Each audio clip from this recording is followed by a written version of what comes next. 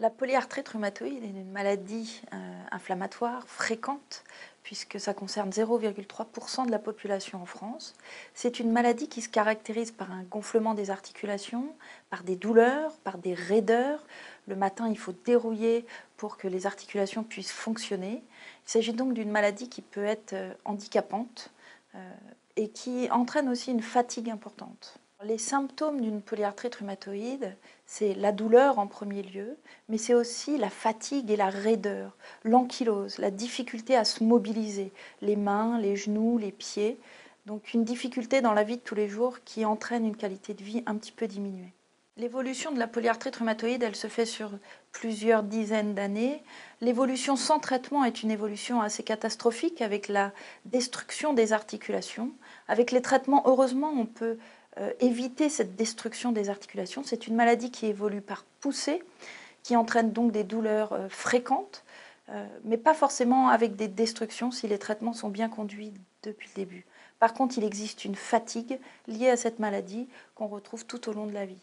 Le diagnostic de cette maladie, de la polyarthrite rhumatoïde, se fait entre 40 et 60 ans en moyenne, donc chez des gens jeunes, en âge de travailler, avec, comme on l'a dit, des douleurs importantes, une fatigue importante, donc un retentissement sur le travail qu'on peut comprendre très facilement. L'étude PRES est une étude intéressante sur le retentissement de la maladie, de la polyarthrite rhumatoïde sur le travail.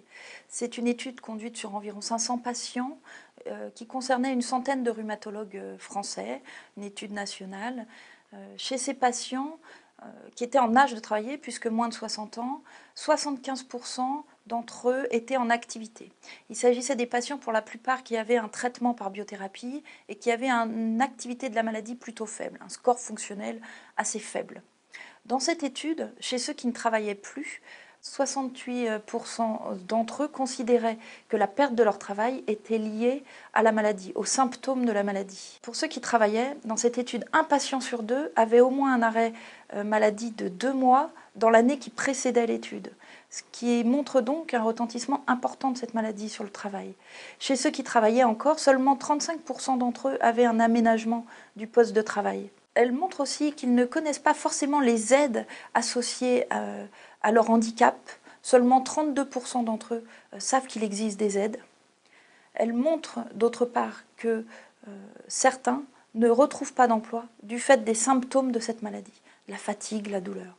Le rhumatologue a un rôle important à jouer dans le handicap lié à la maladie et notamment dans le retentissement de ce handicap au travail. Il faut poser la question aux patients du retentissement de sa maladie au travail, comme on le fait de plus en plus sur la fatigue. On s'interroge de plus en plus, on interroge le patient de plus en plus sur la fatigue liée à sa maladie. Il faut aussi interroger le patient sur la prise en charge de sa maladie au travail, éventuellement essayer de contacter le médecin du travail, en tout cas en laissant le patient au centre de la démarche.